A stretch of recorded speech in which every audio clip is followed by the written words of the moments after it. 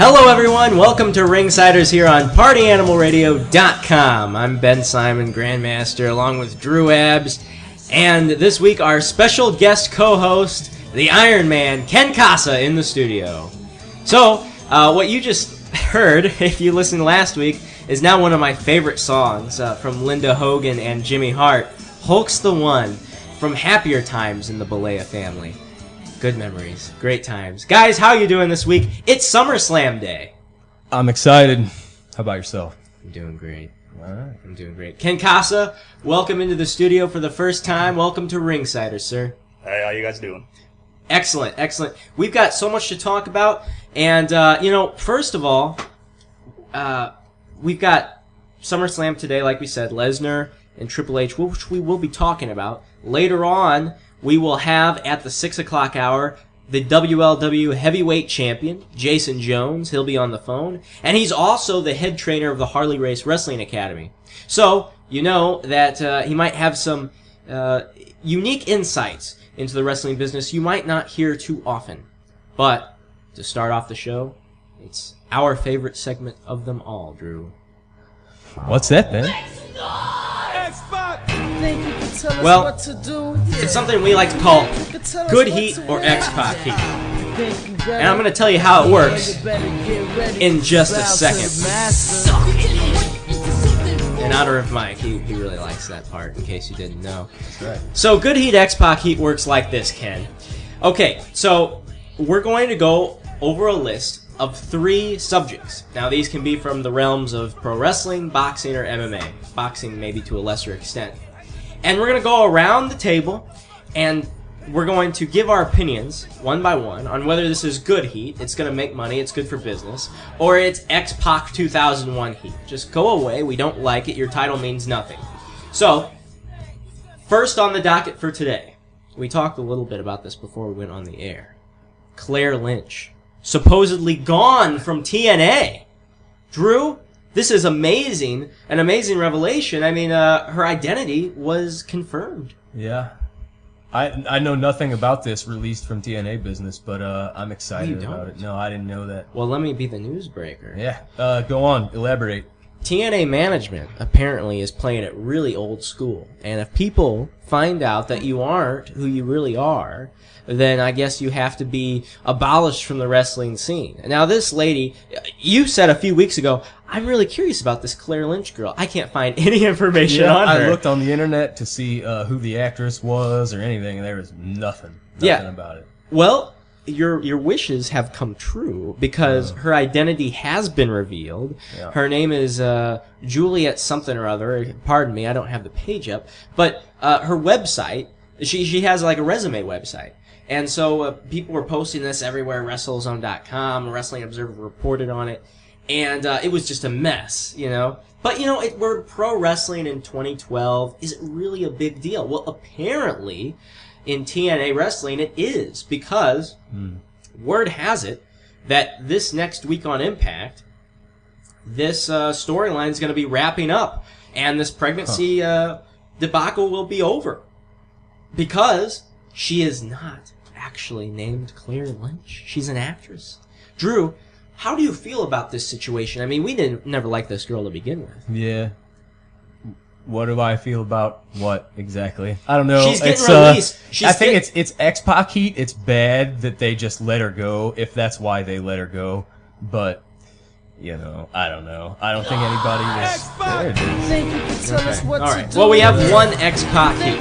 So, but, you know... Well, don't you think...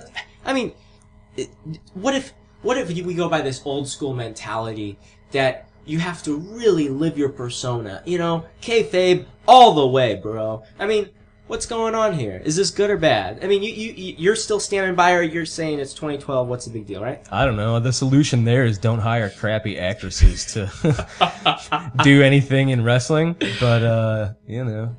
Well, that's my answer. What I'm going to be doing right now is I'm going to see...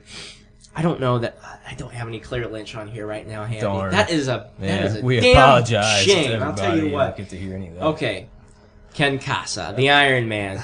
All right, now we don't. A lot of these indie guys, we don't get to hear their opinions on the mainstream wrestling every now and then. But this Claire Lynch girl, I mean, she's pretty over the top. I would definitely classify it with your X-pac heat, simply for with our X-pac heat. I'm not going to say it's my X-pac heat. With your so-called X-pac heat. I simply say because TNA has an audience. They draw a certain amount of people that are actually into the product they are doing. They need to expand beyond that, obviously, but what they're doing is taking something that some people are interested in, and may have been interested in, and then just killing it dead. So what are you telling those people who invested all this time, that now that because everybody already knows she's not really this person, right. So you're just going to kill it? Well, what does that tell those people? Yeah, should you even be following anything? I mean, what was the point? I agree. Yeah, perhaps a waste of time message sent. But, I mean, there have been abortions, and I'm using abortion in the wrestling term. There have been abortions in the past, like Katie Vick, you know. So, I mean, but I understand. All right. I understand. These bad things happen. I just had a light bulb go off. They wasted $1 million opportunity. Why did TNA not bring in Gene Snitsky? That's money. It wasn't his fault in the first place, so it cannot be his fault again. Do you know what I'm talking about? Wait. Gene Snitsky? I remember the phrase. Why did he get released? Are you referring to that? No. You said it wasn't his fault. No, he knocked over Lita. He caused Lita's baby to Lita to miscarriage when he knocked her down. That's right. It wasn't his fault. He took the baby down. There you go. Did the punt. Hey, he punted it right into the audience. That's Gene Snitsky. Yeah. Maybe he could have punted her out the door. That would have been entertaining. That I would have watched that. Very nice. Anyway. Okay. Let's bring up tonight's topic. I mean, SummerSlam is tonight, the fourth biggest wrestling event on the calendar. The new general manager of SmackDown, Booker T, has reinstated. Sucker. Go ahead. You gotta say sucker every time you say Booker T. It's not sucker. It's sucker. Did you see that on SmackDown when he said that? I did not. Someone said, "Don't call me a sucker." And he's like, "It's not sucker. It's sucker." Sucker. Right. Anyway. Gotta correct these fools. Beyond the point. Alberto Del Rio reinserted into the World Heavyweight Championship match with Sheamus tonight, at Sheamus' own insistence.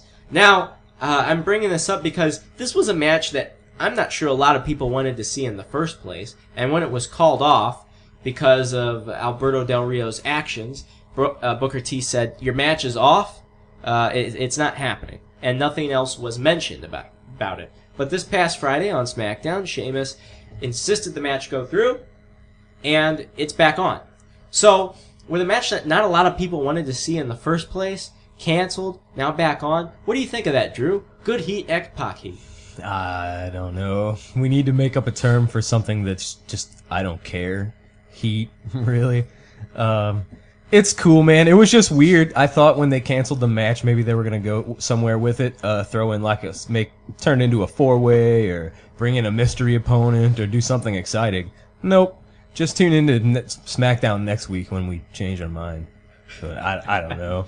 It's just silly. I don't know. It's X-pac heat, I guess, to switch it up and do that stuff for really no reason at all. No reason. The end game didn't change, I guess. I don't know. That's a chess term right there, sir. There it is. Yeah. Check. I win. All right, Ken Kasa. I just lowered your ELO rating. I hate you. Drew Abs has just mentioned that he does not care about the World Heavyweight Championship match tonight. It is a crappy feud. It is. I don't care about Alberto Del Rio. I like Sheamus, but I don't want to cheer for the guy for some reason. I hope it's not because Del Rio is getting stale. Like he made a big splash when he first showed up. That's a 2-time champ or something now, Royal Rumble winner. But when he's on, I very rarely get excited to see what that guy's doing. It's a shame. I like him. He's cool, decent wrestler. He's got decent charisma. He's good on the microphone, but it's just he hasn't really been involved with anything that's been terribly exciting. Drew, our good friend T-Hat in the chat room T-Hat has a new term for your opinion. I don't care heat is now Z-Man heat. Z-Man? The Z-Man. Yeah. Tom Zink. Fantastic. An astute comparison, if I do say so myself, T-Hat. Okay, by the way, this is a good time to bring up the chat room. We are in the chat room on partyanimalradio.com. Come on in and join us. You can chat with us, ask anybody questions. That's for Jason Jones or the man we have in the studio right now, Ken Kasa, who last night wrestled for the Classic Wrestling Championship in East Carondelet, Illinois. But let's finish up this topic. Ken Kasa, good heat, X-pac heat, or Z-Man heat? Sheamus versus Alberto Del Rio. Again, the situation has no heat. It's not good or bad. It's Z-Man heat, I guess. Yes! The fact of the matter is, I don't even know what's going on because I don't even watch SmackDown. T-Man may have started something here. I'll record TNA and Raw, fast forward and watch what I want, which is about 15 minutes of each, but I don't even bother with SmackDown. I'll see it on Raw anyway. You know, SmackDown's not a terrible show just because that usually is the show where you see the new guys. You know, if they're not good enough to go on Raw yet, here's some time on SmackDown. So you get to see new faces usually. I like that. Okay, and you know what? To close this out, I'm gonna have to say X-pac heat, which is already outnumbered by the first ever Z-Man heat by split decision. So I don't have a soundbite for Z-Man heat. I think I said X-pac heat to start, but I'm switching it. Yeah. Okay. Well, we're gonna have to tell Mike about this whenever he arrives, when Mikey G gets back in the studio. That's fair. You know what? We usually have like a little mix here. Do you have anything you want to propose? Because I'm going to take it all the way 3 straight for wrestling if you don't. Yes, but mine's wrestling related as well. Oh man. It was recently announced that WWE and Warner Brothers will be teaming up for an animated Scooby-Doo movie. Yes! Oh my god, I forgot about this. That's right. That's amazing. Scooby and Shaggy win tickets to WrestleMania, and the gang goes to WrestleMania, but there is like a ghost of a bear or something that's terrorizing the event. I'm not making this up. This is a press release. You can look for it on the internet. But it should be interesting enough. You got Triple H, John Cena, Kane, The Miz, Brodus Clay, Santino Marella, Sin Cara, AJ, Vince McMahon. All of these will be fun animated characters in a Scooby-Doo movie coming out, I don't know, probably in a long time. I'm not sure when. You know, I'm looking at this up as you're talking about it, and I'm wondering if this is going to be a CG or traditional 2D cartoon. I shouldn't use hate. I really don't like CG cartoons. I'm pretty sure it's a cartoon. Yeah, I would hope so. It's Scooby-Doo, man. Come on. But then again, they did those god-awful Garfield movies in 3D. Oh, they were awful. You know, and like even the video game Sonic the Hedgehog in 3D, some things just don't translate. Don't do it. Didn't the press release even say you will see your favorite superstars animated? There you go. Like that, so. It might have. Here, I think we're going to turn you up a little bit, Ken. Can you do a sound check here? Yeah, check. Better. Is that one? Is it 3? Is it test 1, 2? We're all fine. Ben Simon's playing around here, people. Just bear with us. There we go. How about that? All right. I think that's good. Yikes. I just clapped in front of the mic. How do you like that? Anyway, it's a good way to make sure it's still working. Something like the that. Scooby-Doo movie. Yes. All right, so the question is, good heat, X-pac heat. Can they F Scooby-Doo franchise up? That's what I want to know. I love it. Good heat. Good heat. I love it. All right, Ken Kasa, are you a Scooby-Doo fan, first of all? Doesn't really hit me on the radar there, but it's good heat. It's heat? Definitely good, because first off, will they make money? Yeah, that's all that's bottom line for them. But second off, these kids now that watch it, 15 years from now, 20 years from now, they're going to be looking back at that going, remember how awesome it was when the WWE guys took on Scooby-Doo? Just like we watched Transformers back and all in the good old days. It's just exact same stuff. It's nostalgia. Yeah. You might think it's dumb now, but they'll love it 15, 10, 20 years later. Well, I'm going to go unanimous as well on this one, and good heat all the way. It is possible, believe it or not, for WWE to lose money on a film, because they have in the past, but I think... Constantly lose money on their film. That's the only thing that does lose money there, but... Yes. Man, like every year I can imagine, should we just cut the films division now, just keep this thing alive? That's a big, it's a Warner Brothers thing too, so... It is, it's a collaboration. So WWE, if it sucks, they're not going to lose. If it was by itself, if it was just, here's the WWE animated cartoon, but the fact that you add in Scooby-Doo and a known franchise, they'll get the rub from it. And they might even start some sort of cartoon on what is it, CW or whatever the heck they got now. Yeah, we should you know, talk I about mean, that. it's We'll get to that. We will. The Scooby-Doo thing, though, it's a heck of a franchise. Timeless, virtually. Yeah, I mean, I hate Scooby-Doo. Get out. I hate Get it. out. I've always hated that stupid dog, and I've hated a stoner brother, or stoner owner, whatever his name is. You might hear a fight in the You know studio what? today, people. I have an issue with Scooby-Doo. But that aside... What are you talking about, Ren Diamond? That's a horrible impression, and you are no Mike Gordon, sir. You're correct. Okay, so... I don't like... I hate Scooby-Doo. I hate, like, everything about it. But... I think that most people disagree with me. They do. And thus, it's a moneymaker. Yeah. If you have a soul, you like Scooby. Now, Ken Kasa is right. Without the Scooby-Doo franchise, I think if we just have another WWE animated program, might not do so well. I was on a message board. Well, it was actually just a chat thread. No one goes on message boards anymore. Except you, huh? You just said you're wrong. Don't go on message boards anymore, I said, Drew. Okay? Yeah, so, very recently, someone said, you know what WWE needs is Saturday morning, bring back the Rockin' Wrestling Show. Okay? Well, it can be with Hulk Hogan now because he's in TNA or affiliated or whatever the heck he's doing. But I think that would be an awful idea to ever consider doing something like that because it's like when Ren and Stimpy tried to come back, you know? In that case, we have the same characters. But you are crazy. And I'll tell you why that doesn't apply. Why? When Ren and Stimpy came back, it was trying to appeal to the same people that watched it the first time around. It was trying to appeal to me. If they put on a new cartoon today featuring their John Cena and the funky dancing dinosaur and Santino Marella and all their pretty ladies and had them getting into shenanigans with Vicky Guerrero and Jack Swagger and whatnot, I guarantee you kids would watch it. It would sell wrestling dummies. You're crazy. I'll tell you another thing. I might even watch it. Back to the old franchise, new franchise. Have you guys seen the new Looney Tunes cartoon? No. Frickin' hilarious. I'm telling you, my son loves it, but it's totally different than the old cartoons. But they brought it back. Awesome. I recommend it to everybody out there. Watch the new Looney Tunes. A lot of inside jokes and humor in there. Well, and the thing with them is, like, they found a lot of good... Because as time goes on, you gotta find new actors to replace the old ones, like voice actors. But I think they've mostly done a pretty good job with that. Okay. Let's move on right. in Saturday morning. I have one more good heat X-pac heat, since we have about 5 more minutes on this thing. The WWE Saturday Morning Slam, part of the new block they call Vortex on the CW network. Here in St. Louis, it's KPLR Channel 11, a station with a huge wrestling history. Saturday mornings, starting next Saturday, it's going to be a half hour of a WWE show, and it's going to include one match each week, and then highlights and previews to upcoming events. Very kid-friendly.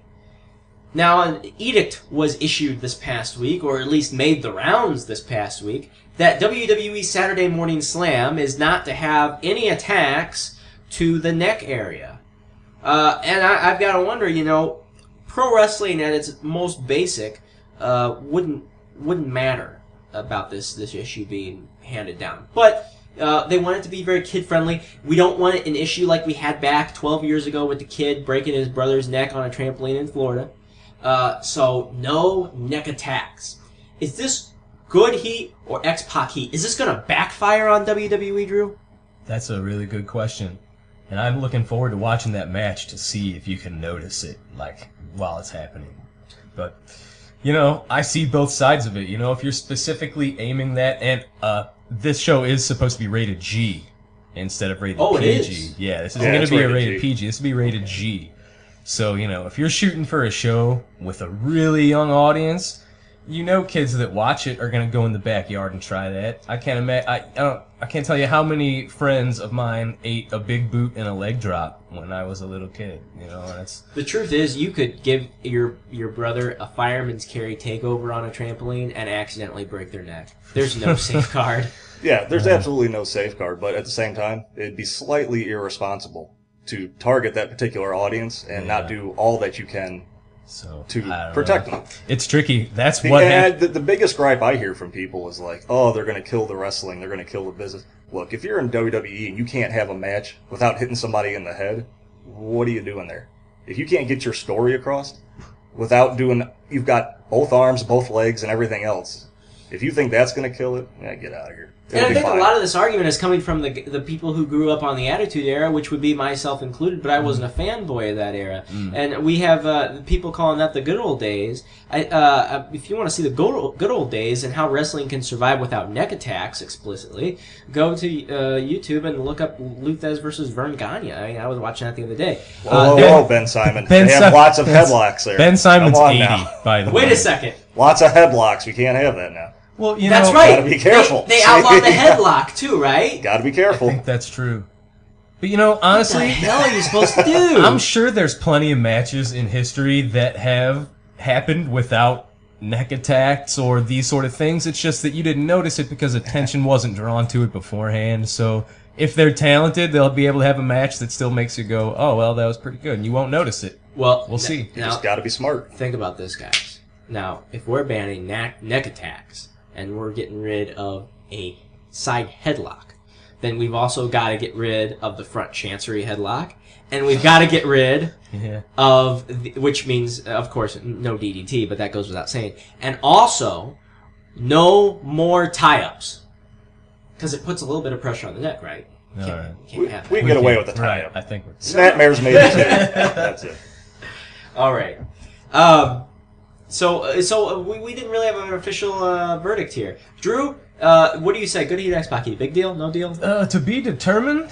I'm not sure. Let's do it next. You can't go Z-Man all day, man. Let's do it next week, and I'll be able to tell you. On the surface, I'll say good heat, because if it's rated G, you got to take the precautions for business, I guess. But I don't know.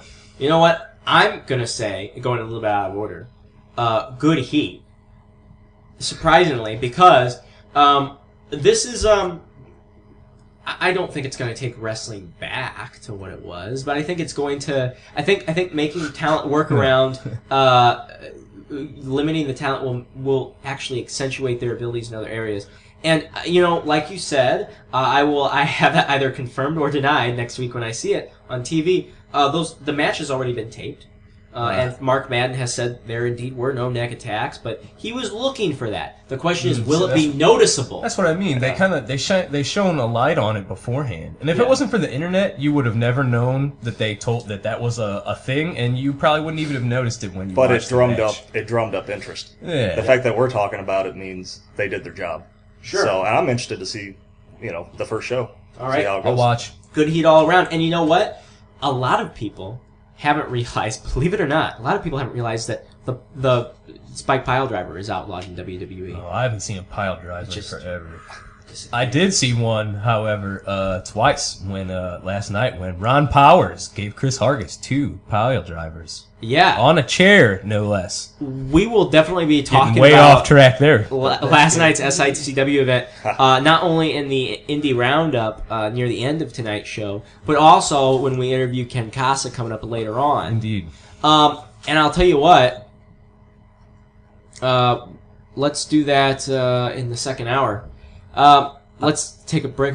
Let's take a break in a second. I have a new proposed segment where I just run down some generic stuff and we can talk about it until it's not interesting anymore. News of the day? Just various stuff that's happened this week. Oh, I like this, Drew. Yeah, there's other stuff, and I just want to touch on some of this stuff. I wish you could have told me you were going to do this, before you showed up here 90 seconds before showtime. That's how we do it. We're on the fly. Damn it. Deal with it. Unfortunately, but somewhat fortunately for at least this area, Donovan Ruddock apparently has been released from his WWE developmental contract. So, unfortunate for him, but I think he had only wrestled maybe one match for them in the long time he had been under contract, so not really surprising, but it's too bad. I have to guess that it's a situation where they would say, hey, go work off some rust, give us a call, and, they wouldn't have kept him that long if they weren't very interested. But still, it's too bad that didn't work out, but maybe we'll see him a little more on the indie scene. That'll be a pretty cool opponent for the likes of Ricky Cruz and Ken Kasa and whatnot. This is a very interesting, deep topic, actually. And DT Porter, as he was known in FCW, wrestled 2 matches, one of which I know of was documented.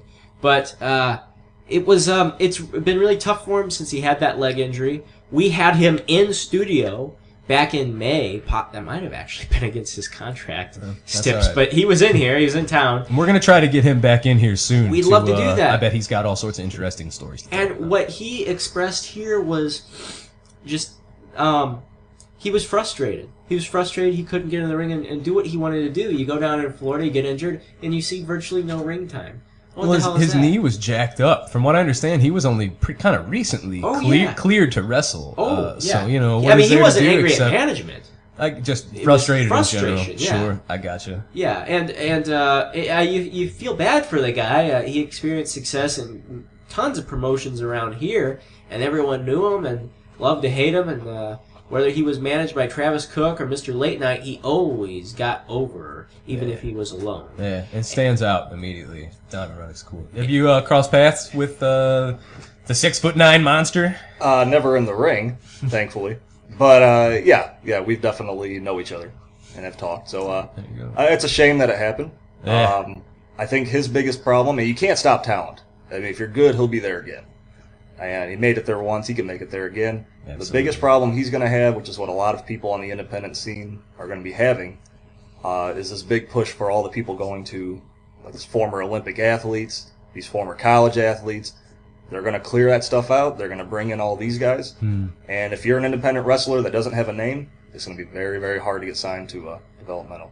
I mean, you have to make a name for yourself. You either have to become a star somewhere, or you have to become a star in Japan, or you're going to have to do something outside of just they're holding a scout. You know, they're doing scouting, and this guy's a no name, but we're going to give him a shot.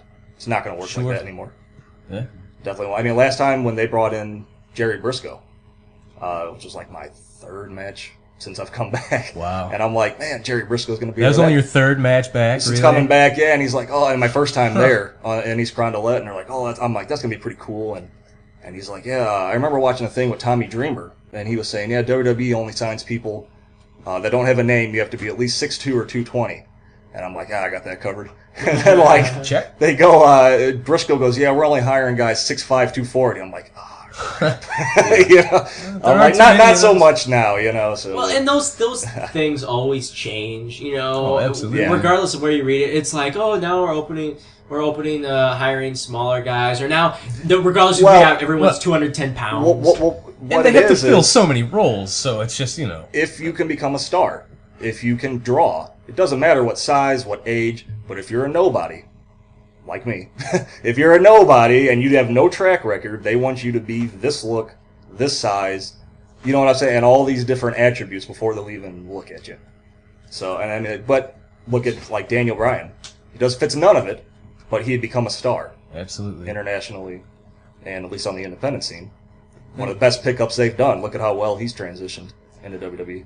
And, you know, on some level, it's good that they're doing that just because there's so many jokers and just weekend hobby guys on the indie scene that need a reality check that, like, you know, hey, listen, you need to step it up a little bit. Not that, you know, not to discourage people that aren't 6 foot something and bodybuilders. It's just, you know, work harder. If you expect to have a future in this, step it up a little bit. You see these guys showing up with gear from Walmart, and, you know, it's just like, come on. Do something to make yourself stand out, now more than ever, because wrestling needs people that stand out, for sure. Yeah, if that's your goal. If There your you goal is go. to be in WWE. So, There you go. you got to do what they want you to There's do. just- You have to look like what they want you to look like. And that's just reality. But Well, and the thing with Donovan Reddick is it's not over.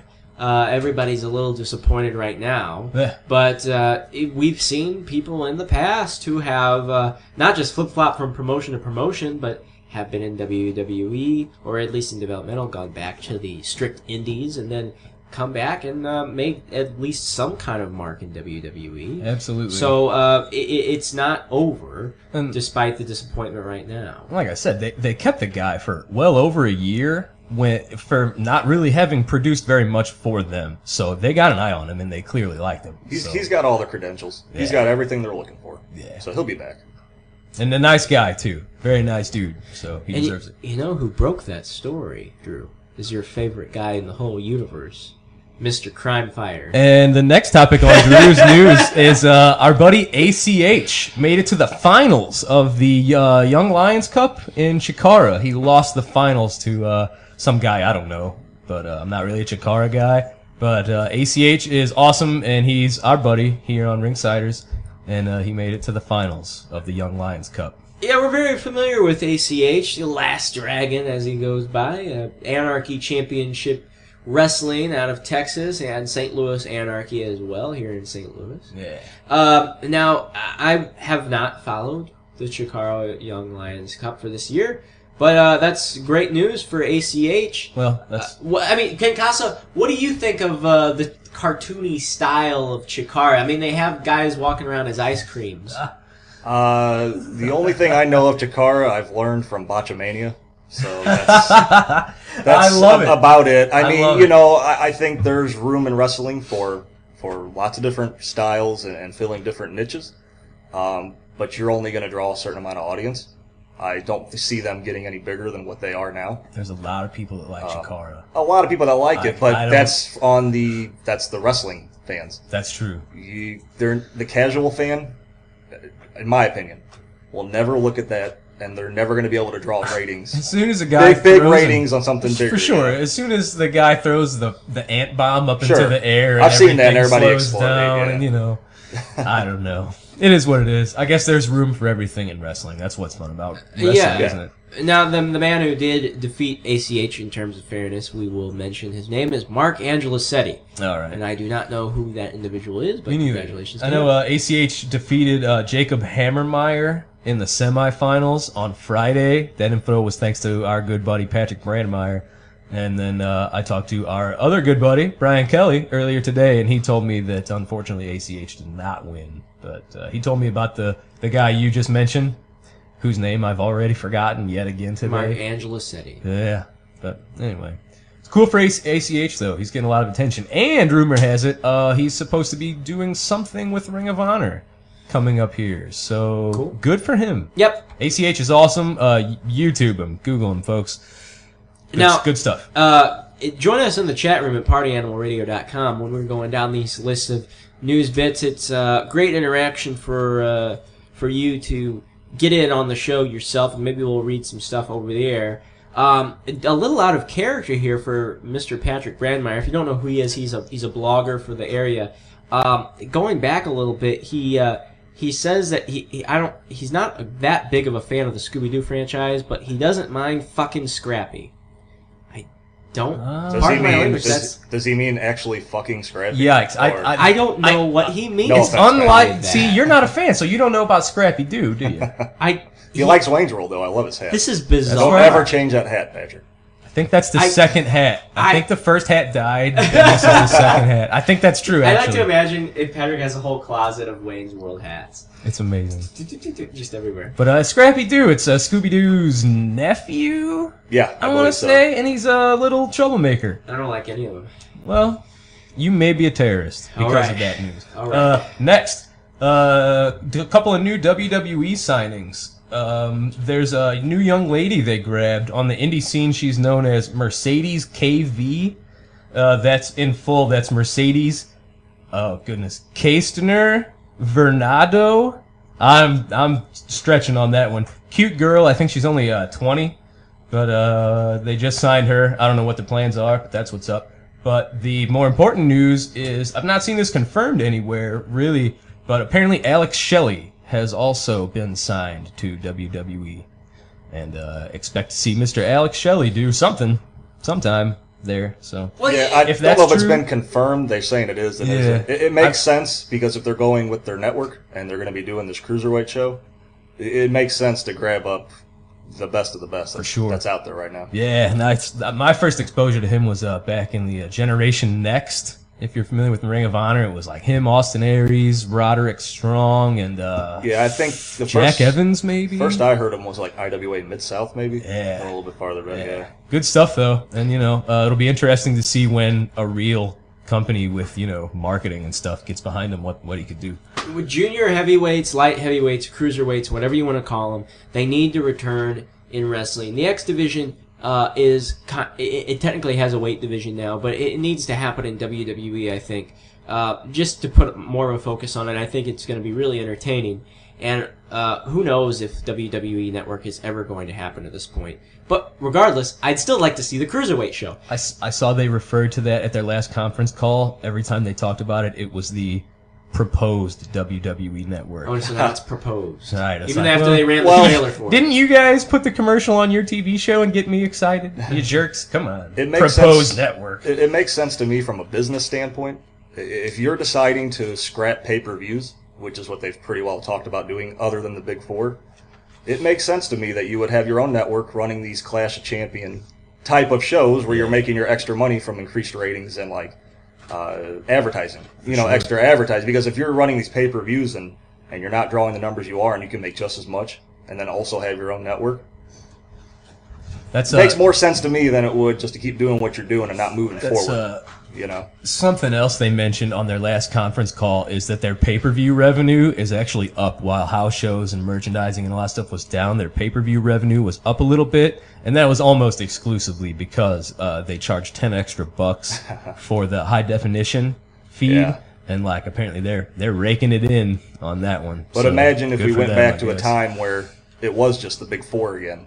Absolutely. And instead of only drawing, maybe you draw double the pay-per-view buys. Yeah, and just you had to drive to your cable company and pick up the little converter thing to screw into your television.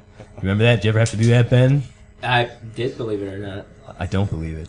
I had my parents do it because I was young. All right, I believe that. And one more interesting little thing is WWE's developmental company, Florida Championship Wrestling, apparently is undergone a transformation of some kind and is now totally NXT. And they got their new tapings they're doing up in Full Sail University, and all their new guys are under the NXT banner. So that's pretty cool. Well, I thought it was a matter of time before that happened, because the Florida Championship Wrestling was becoming unofficially merged with NXT, which used to be on Sci-Fi, and this whole deal, I think it's good because it's less brand confusion. The more brands you have just lying out there, the more difficult it is to keep track of everything. Yeah, it was the same thing. I don't know how much that is Triple H's influence, but if you believe the internet, which I don't think lies. Do they? Does the internet lie about anything? I don't think so, but they've been saying Triple H is responsible for a lot of stuff recently. The fan of tag teams, apparently, we'll see that changing a little bit. Not a huge fan of the bubblegum fluff lady wrestlers, of which there are millions running around right now, and they're all the same. So that could be cool, man. Triple H is an old school fan, a fan of the Ric Flair, Harley stuff. If that show is a representation of what he's going to do, I'm all for it. Because I watched the first show and I was NXT? like, oh yeah, it's good, isn't it? I'm like, this is what wrestling is supposed to be. They got vignettes for stuff. I'm like, they're putting guys over and then they're wrestling, and I'm like, this is perfect. I like this. The Ascension I thought was really cool. They got Richie Steamboat looking good on there. Seth Rollins is on there. It's not airing anywhere in the United States right now, but if you work hard to hunt it down on the internet, you can find it. So they should open up exclusively on the internet. Yeah, I mean, it's a great show. This whole social media push and everything else, and I mean, eventually, your internet's going to be hooked to your TV. You're going to be getting pay-per-views and searching stuff there anyway. They might as well start with that and feed into everything else. Give it 5-6 years, everybody's going to have their iTVs up on the wall, and you just press your buttons and get your TV shows that way. I would like to think that the satellite dishes and Charter and whatnot are dying out, and I think they are. Charter is a one hometown company we can't be proud of. Since I've been a little kid, I don't think I've heard anybody ever say anything positive about Charter. Not gonna lie, ever. Never had a problem with them. All right, well, we're not gonna talk to you about Charter. So. Great internet speed. I'm just gonna say. Yes, that's the one thing they hype up about. When I had them, I didn't have a problem either. I just don't like how they're bullies to the public access. And one other piece of news, and then I'll wrap this up. This is from on the MMA spectrum. Apparently, poor Jason Mayhem Miller is a bit troubled at the moment. He just a few days ago he was caught naked. He broke into a church, threw a bunch of stuff around, and when the cops found him, he was naked, chilling on a bench upstairs in the church, and was totally coherent. They say he was totally sober. He's issued a statement of some kind since then. I did not read it, but it just sucks, man.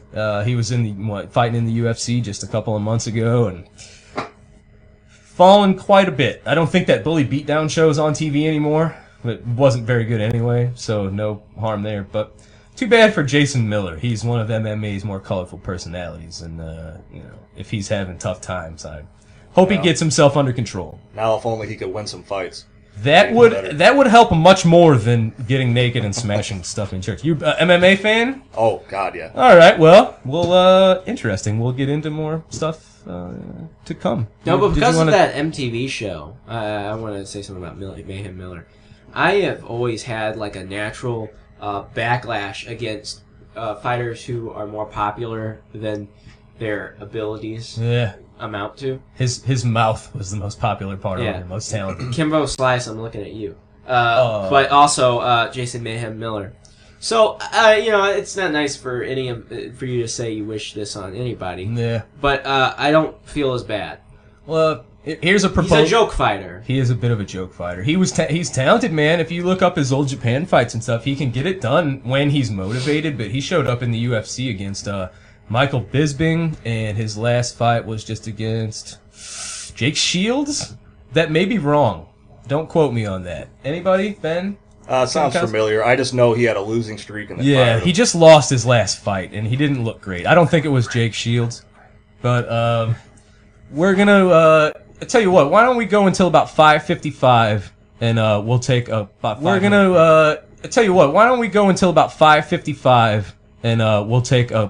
5-minute break, because we can chat about... now that you're an MMA fan, we can chat for another 5 or 6 minutes here before we take a break, and this stuff gets forgotten. Did you catch the Strikeforce, any of the Strikeforce stuff yesterday? I didn't, but I was texting with my buddy, and he's like, it's starting right now. I'm like, great, text me what happens, and like 30 seconds later, it's like armbar over, and I'm like, all right. Rowdy Ronda Rousey does it again. On the books, I believe they said it was 54 seconds. Easy, Ben Simon. What are you doing over there? Getting a little trigger happy. But, well, we've essentially cut him out of the conversation, and he's getting angry now. He can chime in. Did you watch the fights? No. No? Well, then you're out again. There were no world-ranked fighters on that card. Oh, you statistics snob. Anyway. I have a life. I'm sorry. I will devote so much time to watching these events. Sometimes. How about you get a DVR? I watch like 5 events. Yeah, why don't you get a DVR like the rest of the world and not be poor people? If there are things on at the same time, I will torrent the ones that I don't Anyway, watch. quit your crying. It's the same thing. Rowdy Ronda Rousey, the arm collector, did it again. She's racked up. Before this, it was 5 first-round arm bars. Now it is 6 first-round arm bars.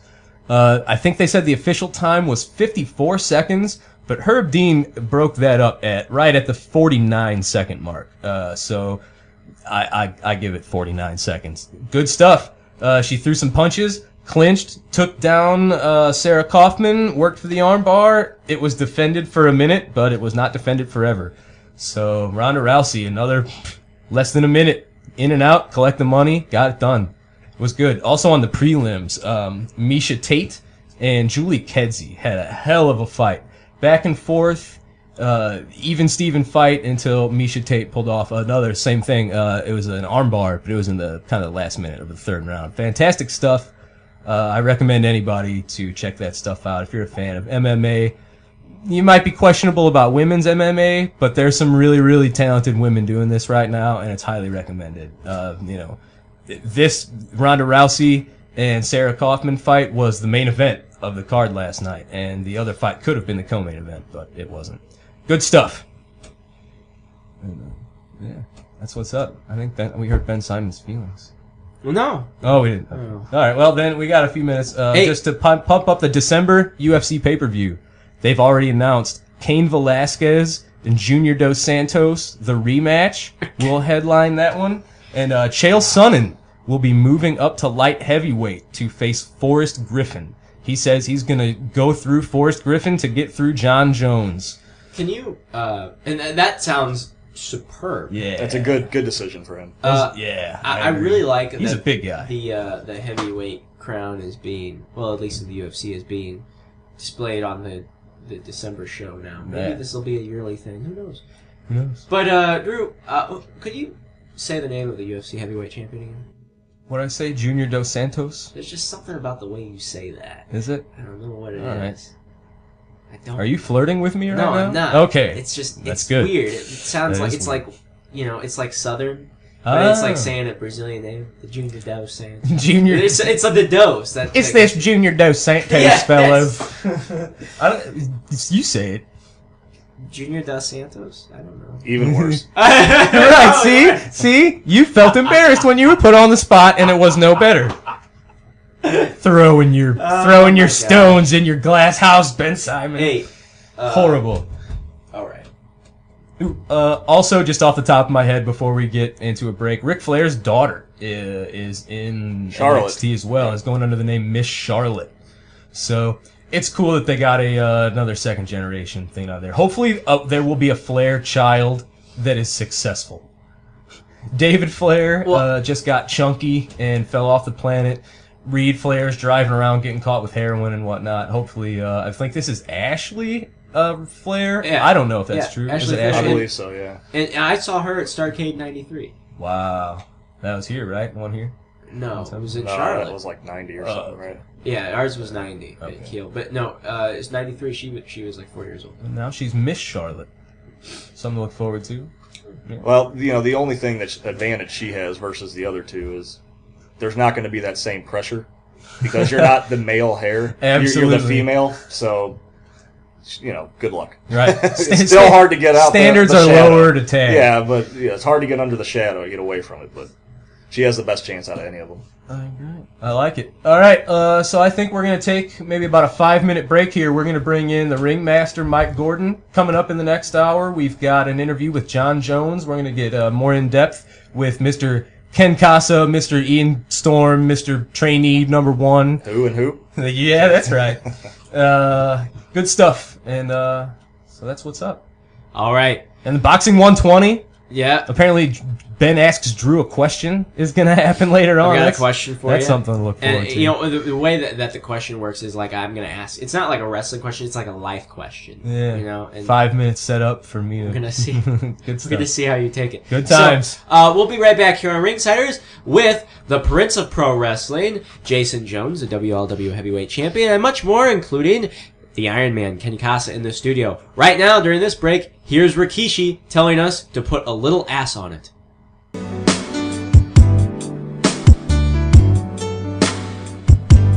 Ben Simon, come on, man. Switch this shit up, dude. We don't need no more ass on it, Ben Simon. DJ Ben Simon in the mix here on Ringsiders. Sundays 5 to 7. Getting you in the mix. Playing you that baby making music. That's how we do it right here. The Grandmaster Ben Simon is the master of getting into your pants, ladies. You better look out. This smooth talking debonair, glasses wearing non-hipster, Pabst Blue Ribbon drinking motherfucker over here is gonna play some shit to get into you right now. Oh, I am definitely live right now. Oh, yes. DJ Ben Simon, bringing it to you, ladies. Yeah. Hold you tight until you stop all this shaking. Put a little ass on it. Oh, listen, baby. Put a little ass on it. Like a baby, like a baby. Put a little ass on it. Ladies, get down by the fire. As the 500-pound Rikishi takes them ass dimples and sticks it right in your face. Stink face for that ass. What you thinking, ladies? Put a little ass on it. You know, that chess grandmaster over there, Ben Simon, is going to be giving it to you ladies like Pearl Harbor in the 1940s. Surprise attack. Surprise attack.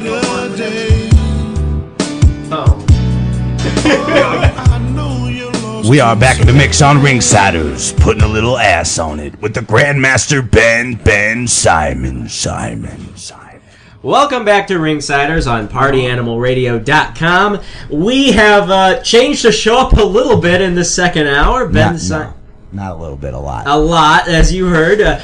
We put a little ass on it during the break. Ben Simon, the Grandmaster. Mikey G, the Ringmaster. Welcome back in, sir. Hell yes. And we are here with Drew Abs, of course. And what are we calling you now? Ken Kasa, right? The Ironman, Ken Kasa. Ironman, yes. Aren't you up to date on everything I do yet?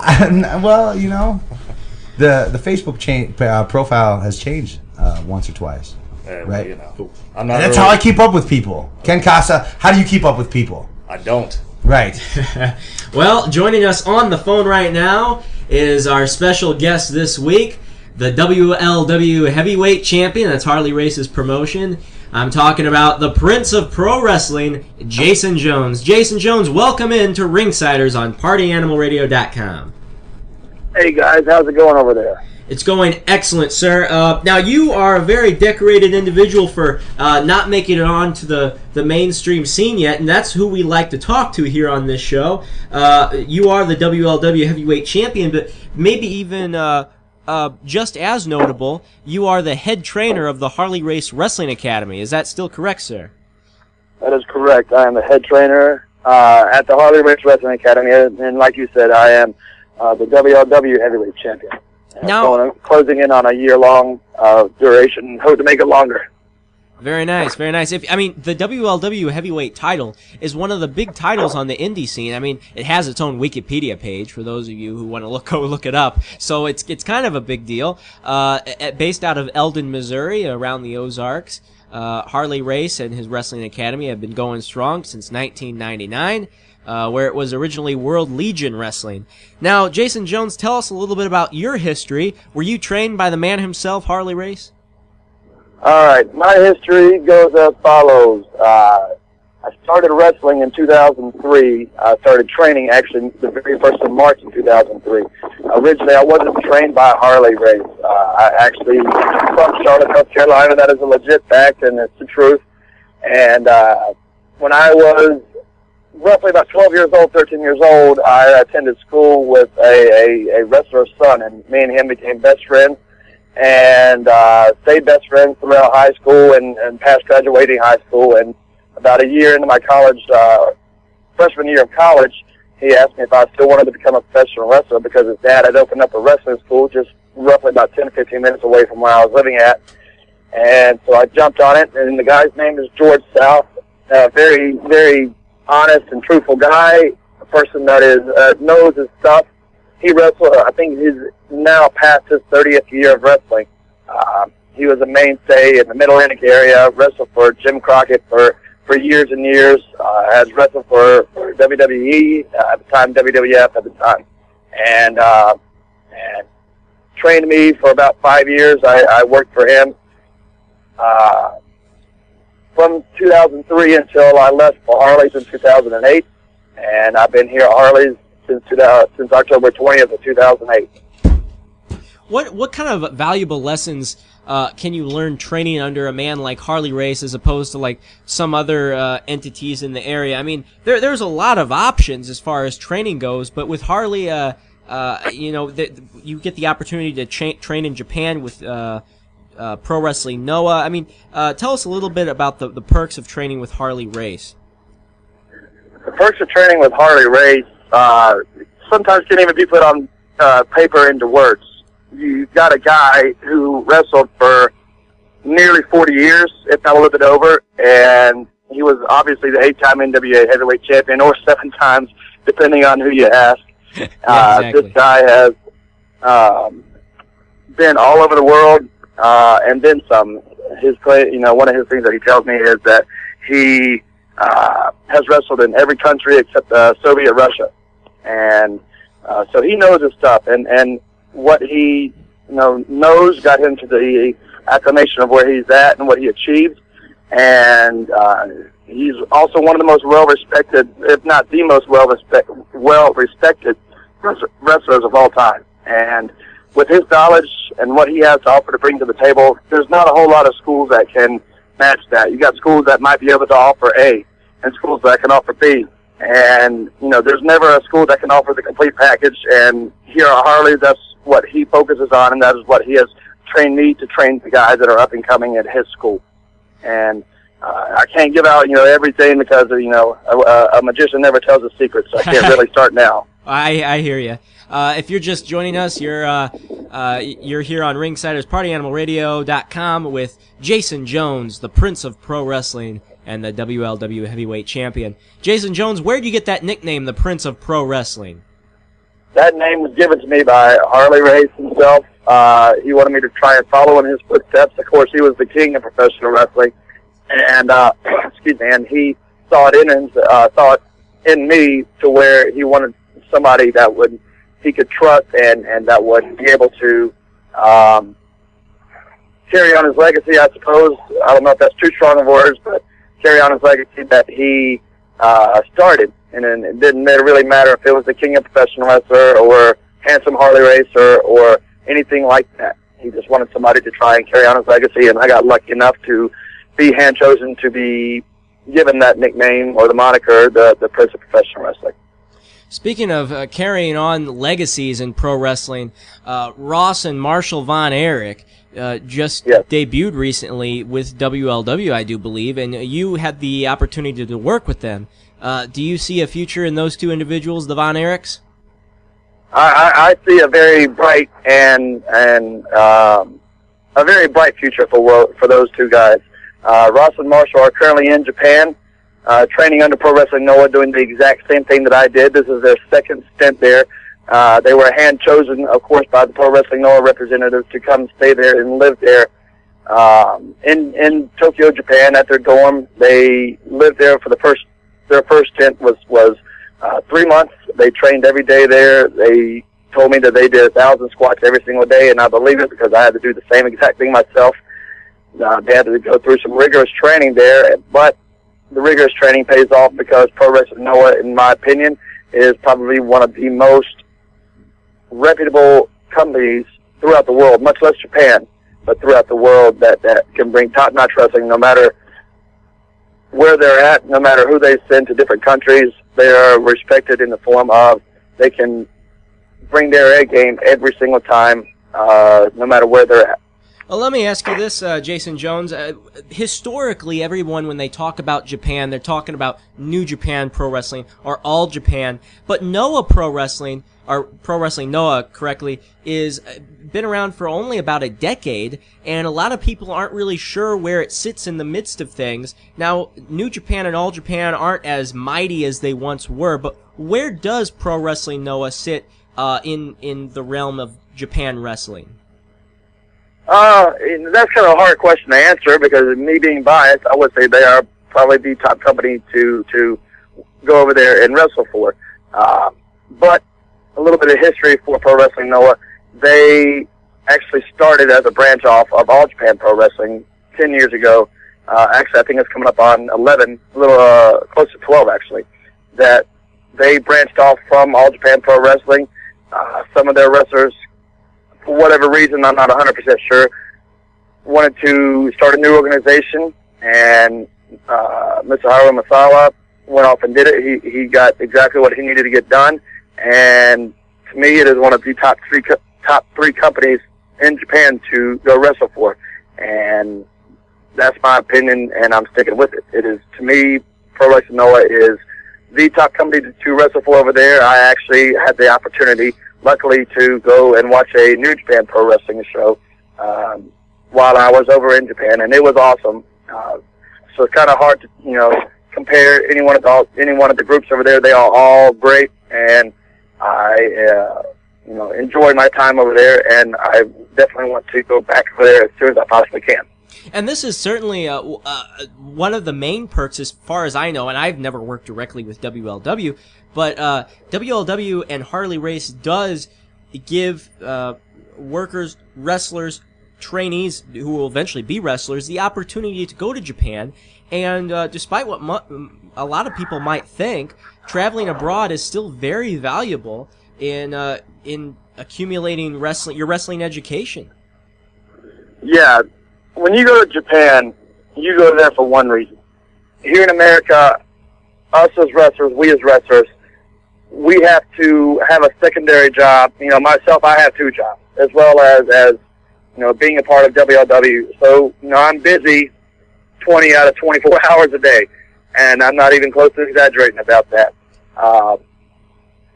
When you go to Japan, you are there for one reason and for one reason only, and that is to be a professional wrestler. They, you know, for example, my particular situation, I stayed in the dorm there. I didn't have to have a second job. I couldn't have a second job because I didn't have, you know, the paperwork and the resources to do so. But when they chose me to go over there, they chose me to go over there and be a professional wrestler. You go over there and you are surrounded with nothing but wrestling. They, you know, when you go there, I'm sorry, I'm extremely tired, but I hear you. 20 out of 24 hours doesn't allow for a lot of sleep. Yeah. I just actually got in this morning at about 9 o'clock this morning from Chicago, Illinois. I had a show up there in Chicago last night, and I had to come here, go straight to one of my secondary jobs straight after I got back, and I got back from work at roughly about 9:30, 10 o'clock, and I, you know, laid down, I passed out, and I woke up, and here I am talking to you guys. But in Japan, you go there to wrestle. That's what they want you to do, and that's how you become a great professional wrestler, no matter where you're at, where you're located at, because pro wrestling in Japan is still looked upon as a very respectable sport, not sports entertainment like it is over here, and not as a hobby like, you know, a lot of independent wrestlers look at it as. That is what they do for a living. That's how they feed themselves, put roofs over their head, and things of that nature. Very well said. We're here with Jason Jones, the World League Wrestling Heavyweight Champion, the Prince of Pro Wrestling, as he is known in Eldon's World League Wrestling run by Harley Race. Thank you for joining us on PartyAnimalRadio.com. Now, Jason Jones, you had a recent title match, title versus title, or not title versus title, I'm sorry, but as the WLW champion, you faced off against the NWA heavyweight title holder in Colt Cabana. Now, this is more of a philosophical question here. I tend to ask a lot of people. Correction, if I can interrupt for 2 seconds. Sure. It was a title versus title match. It was NWA title, the NWA heavyweight championship title versus the WLW heavyweight championship title.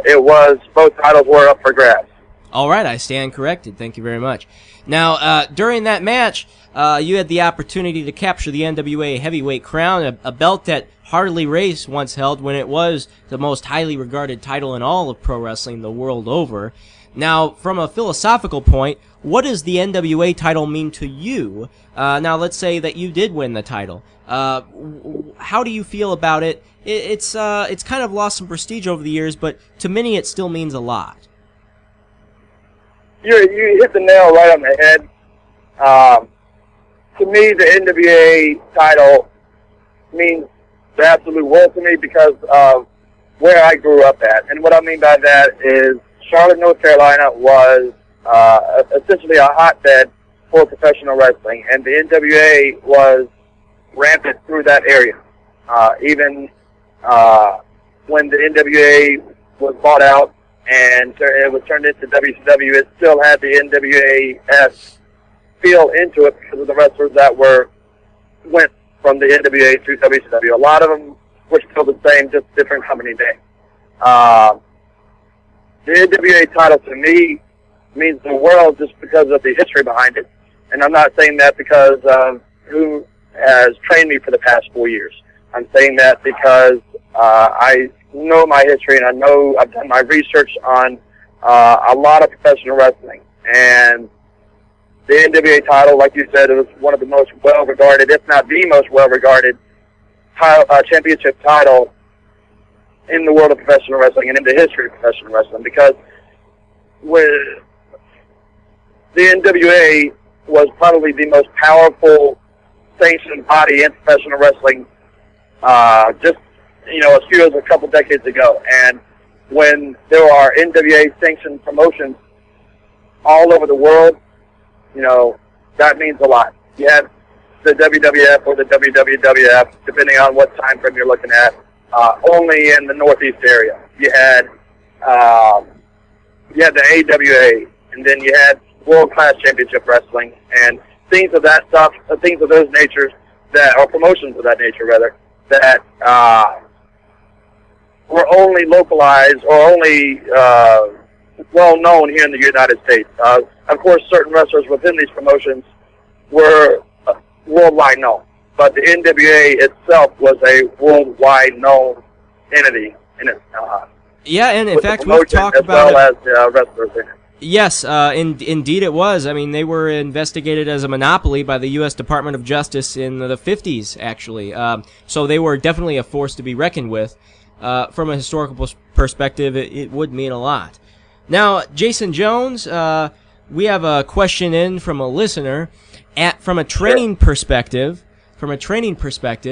how do you deal with someone who comes in thinking they're all that and have a bad attitude? How do I deal with that? Myself, this is myself speaking. I tell every single person that walks through the doors of the Harley Race Wrestling Academy that with me, everybody starts out on the same level. And what I mean by that is everybody starts out with a clean slate. Your attitude and how you present yourself will not only give myself first impressions of how they are, but it will also give the other wrestlers and the other students there at the academy their the same impression too, because we are all one body. There's not one person that's higher in the food chain than the other, and I try to get them to realize that having an attitude that is suggesting of them being better than anybody else isn't going to get them anywhere, because eventually, may not happen at first, but eventually it's going to come back and off. And at the Harley Race Wrestling Academy, we just want everybody there, students, trainees, referees, wrestlers, to be able to have a chance of success. And we know there, everybody knows there, Harley knows there, myself, all the wrestlers there know that if you have an attitude that is condescending towards everybody else, then your chances of success dramatically decrease. And that's what we teach them. All right, very well said. Jason Jones, before we let you go, is there anything you'd like to plug or advertise or anything? Yes, a few different things, actually. World League Wrestling is about to pick up heavy steam here in roughly about a month. We have shows scheduled throughout the whole state of Missouri, as well as a little bit throughout the Midwest region itself, not just limited to Missouri. Our first show is scheduled September 21st and September 22nd. The 21st is in Versailles, Missouri, just 15 minutes or so up the road from Eldon. We are actually doing a fundraiser for a group that is local and trying to get a start as far as making drug awareness aware to teachers and students alike, symptoms and things like that. And the second show is in one of our favorite towns we go to, being Richmond, Missouri. We go there roughly 3 or 4 times a year. It is fun to go to. It is a great in that town. Fans there are everything about that atmosphere is just what a professional wrestling event should be. Along with the shows, we have 3 camps scheduled. The first one is September the 8th. It is beginner's camp. It is designed for people who have no experience whatsoever and want to try and get their feet wet a little bit when it comes to the training of professional wrestling, because our school is one of the most well-regarded schools within the nation, and some would say the world, myself included in that latter part of the statement. And that is what that camp is designed to do. It is extremely hard. Not saying it's going to be a cakewalk, because training in general isn't a cakewalk, and believe me, we're going to carry on the training strategies from our regular training week into the beginner's camp. September 29th, I believe, is the girls' wrestling camp. We are all the time looking for new wrestlers, and not just limited to the female aspect, to the male aspect. We are looking for females as well. We have a great female wrestler here by the name of Stacey O'Brien. We have had a great female wrestlers come through. A couple that I can name are of course, I believe, based in St. Louis is Mischief, as well as Miss Natural. She is still currently wrestling throughout the Midwest region, and still occasionally does wrestle for WLW. And when she's here, her and Stacey O'Brien do have great matches. But we are also looking for new faces in the form of females to come in and be a part of the not only Harley Race Wrestling Academy, but World League Wrestling. So If any girl is listening and they want to try and become part of World League Wrestling, I suggest you come to this camp September 29th, starts at 10 o'clock, as well as the beginners camp is September 8th, starts at 10 o'clock. Both of those camps will be very beneficial for anybody to attend, not just beginners, not just experienced people, but both. And of course, November the 26th is our big camp. Harley Race hosts an annual camp every year, week-long camp. Goes for about 6 to 7 hours a day, and that's where Pro Wrestling Noah representatives will be there. That's where WWE representatives will be there. To give you an example of the kind of wrestling celebrity status that do come through there, last year's camp had Kevin Von Erich, had William Regal, had Ricky Steamboat, and had the Pro Wrestling Noah general manager in the form of Rue Nakata, and the Pro Wrestling Noah representative Ken Hirayama. All those guys were there for 1 week, and there's nowhere else in this country that can supply those type of resources for wrestlers to try and get an opportunity. If you want information on this camp, I suggest please visit HarleyRace.com. There is information out the wazoo there. You can sign up for the camp. It gives us information, gives you information about upcoming shows, gives you information about the wrestling school itself.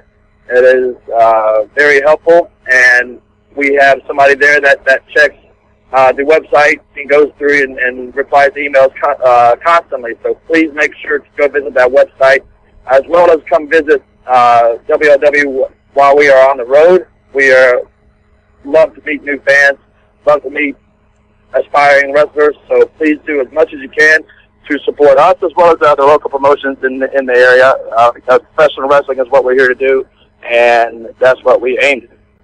All right. That once again, if you want to be a pro wrestler, HarleyRace.com is the place to go. We've been talking to the WLW Heavyweight Champion and the head trainer of the Harley Race Wrestling Academy, Jason Jones, the Prince of Pro Wrestling. Jason, thanks for joining us today. And hey, let Harley know we want WLW back in St. Louis. We are actually working on that as we speak. We have a little bit of a plan. Well, not a little bit. A lot of a plan that is forming, and hopefully by the end of this year, the goal for World League Wrestling, as I have been told by the executives in the office, that by the end of this year, hopefully in November, World League Wrestling will return to the St. Louis area. I believe St. Peter's has been talked about. I'm not 100% sure if that's going to happen just yet in St. Peter's or in the or a surrounding area in St. Louis, but it will be taking place in the St. Louis area before this year ends. Well, good stuff. Jason Jones, thank you very much for joining us. And if Harley Race and WLW do return in November, we need to get Ringsiders and WLW collaborate, and we'll make this a night to remember. Thank you very much for joining us today, sir. Guys, I appreciate all you do.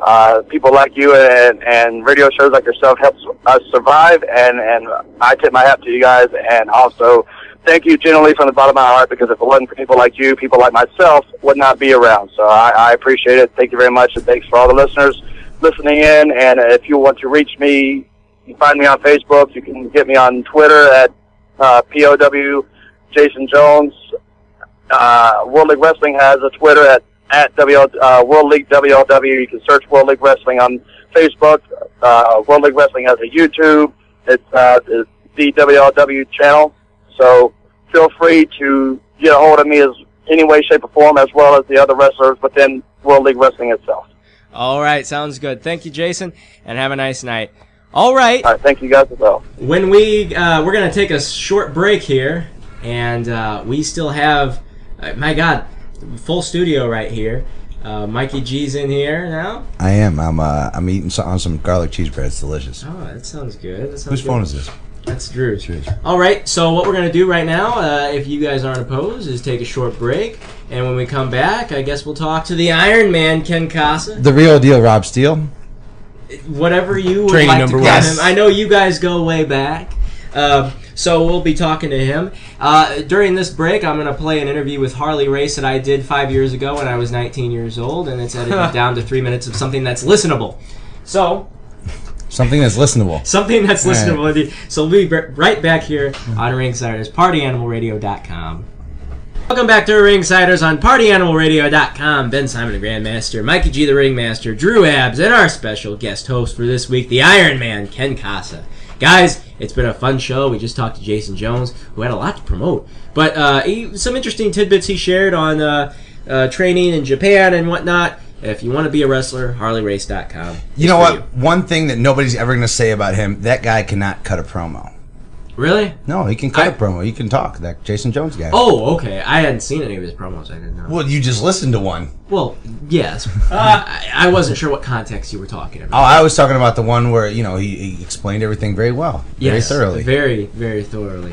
Anyway. All right. Guys, what do you say? You want to interview Ken Kasa now? I'm ready. All right, to get fistful of steel. Oh, shit.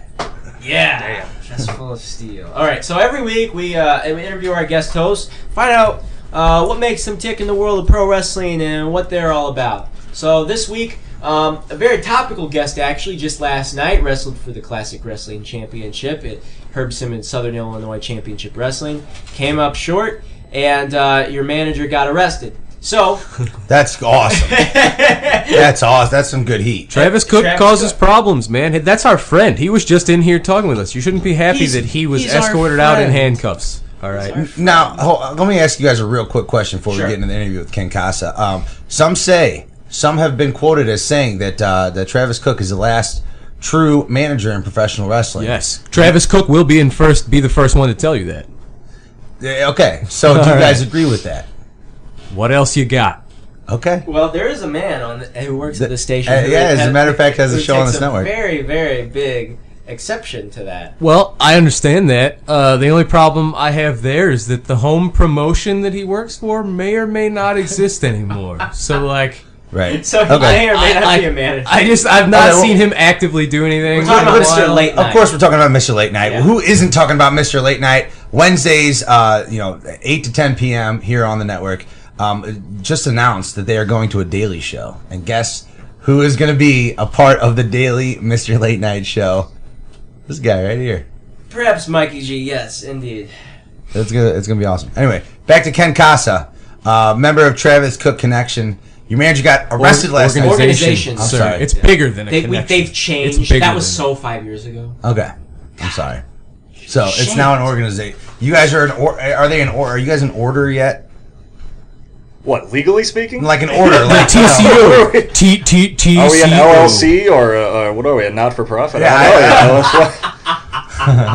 You'd have to ask him. He does all the legal stuff. Okay. All right. Well, he does all the things that I'm too important to do. You know what I mean? Like absolutely. Carry my bags, book my flights, fill up the gas in my car while I'm sitting there, stuff like that. Absolutely. Now, depending on whenever you started following the indie scene, you know Ken Kasa under maybe one or two other names, but he recently reinvented himself and has success uncompared to what he originally had. So what does Ken Kasa do for you where your previous name, Ian Storm, your previous tenure in wrestling did not?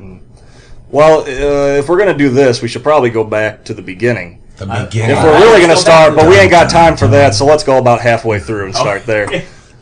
If you really want to go back to where we kind of started, especially where I started, I mean, we're talking the year, 1996, and Shawn Michaels cut his famous, boyhood dream. Right. Being around the same age, I also said, hey, I'm 12, he was 12, this will be great, I'll start wrestling.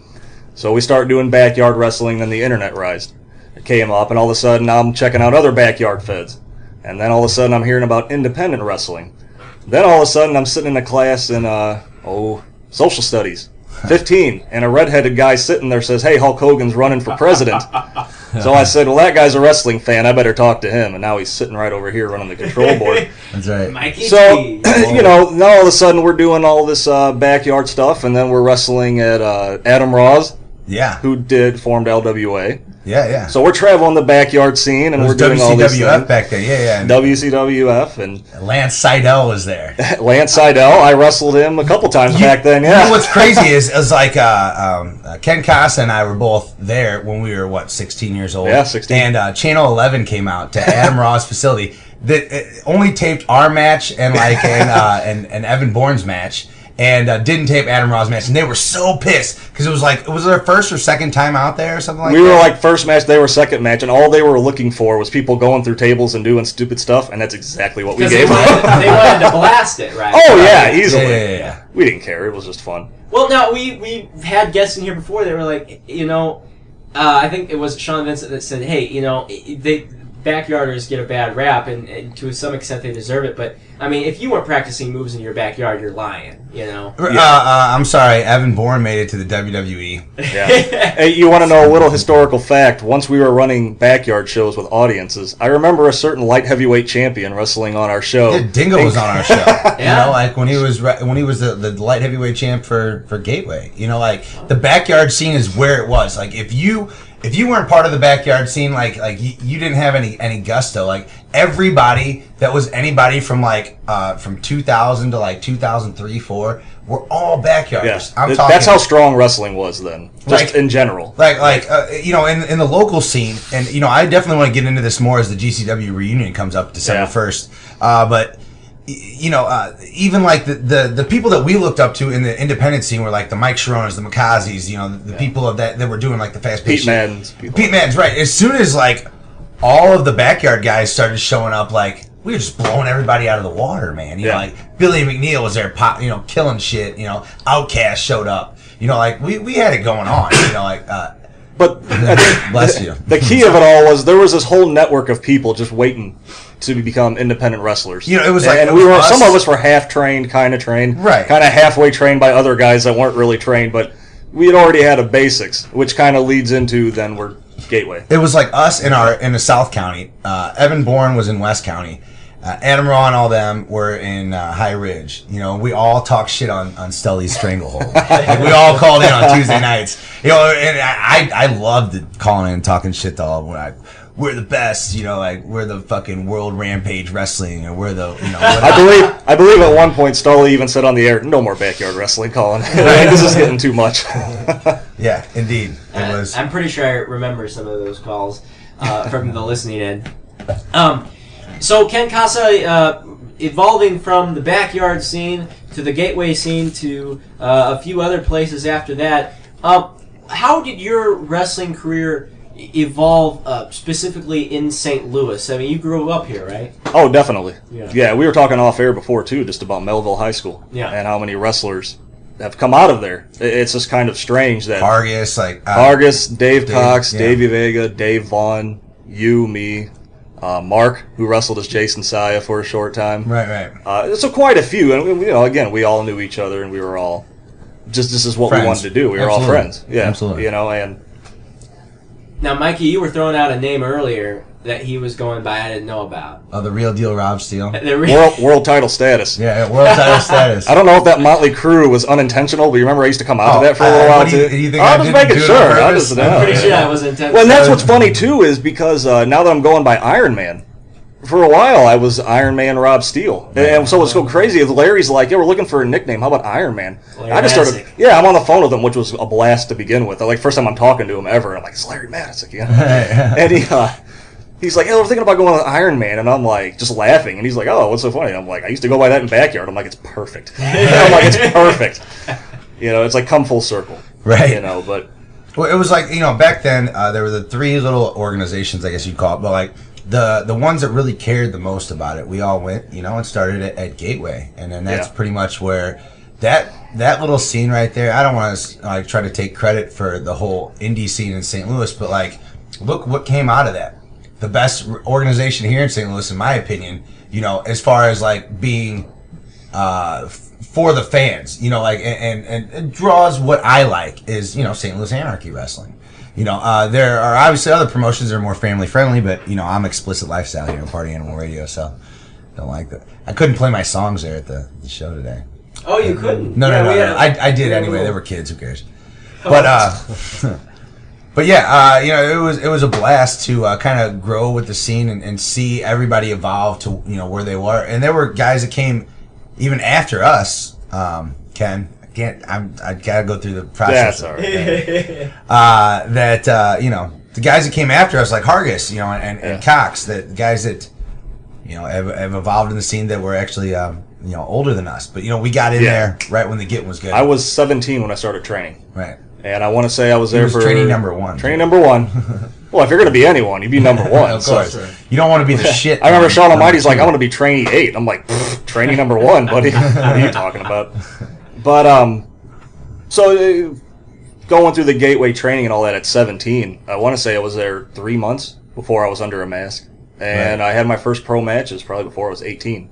Mm-hmm. So, pretty young to be out there. So when you talk about the evolution of, going from what I used to be to what I am now, most of it's just maturing as a person. I mean, I'm out there, I wasn't even done growing height-wise. Yeah. You know what I'm saying? Like, I literally grew, besides putting on weight and actually working out and stuff like that. But we'll get into that in a little bit here, because interesting story about the Ian Storm name, which originally, it's me and Sean debuting together, and Ben comes up, and he's like, we're going to call you Sean Almighty, and Sean just gets this, like, ghostly look on his face, and he's like, okay. And I'm like, he goes, yeah, I think we're going to go with this Lance Storm thing for you. We're going to call you Ian Seriously.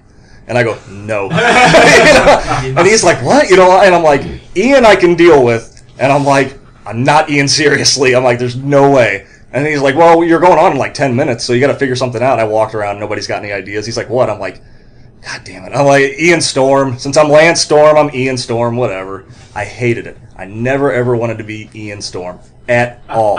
It was never my idea. My original idea, when they first asked me, what do you want to do? I said, you've got all these guys that represent a nation. You've got the Irish Luchador, the Diamondback Dingo, Sean Vincent's from Canada, but all these different things. Castaldi's were Mexico, and Makazi was Japan. I said, you don't have anybody from Germany. I said, I'll be the German guy. I'm like, it's perfect. I'm like, it's like what they wanted to do, which was the Lance Storm. I'm like, you don't have to say I'm a Nazi, but, it's just understood. And it's just understood, but you just kind of go from there. But no, they were like, no, you're Ian Seriously.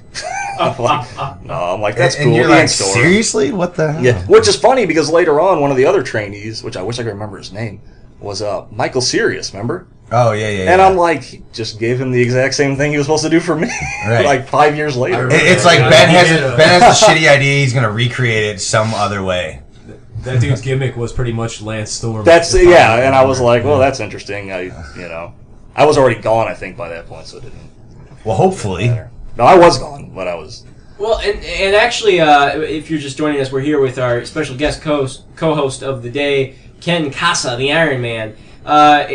The first time we met Ken was actually 2 years ago at the Open Door tryout at the SICW in East Carondelet. I was your second interview. That's right, and I'm pretty sure all of my interviews were awful, and there were some good wrestlers that day in the ring, and there were some bad wrestlers that came in later on, but that's another story, perhaps. At that point, you were somewhat established.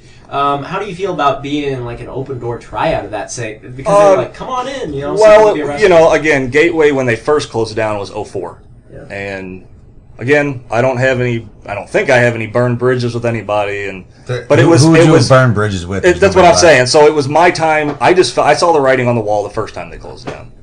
At the same time, I met what was to be my future ex-wife, and I'm going to school. I'm going to school full time. I'm working full time.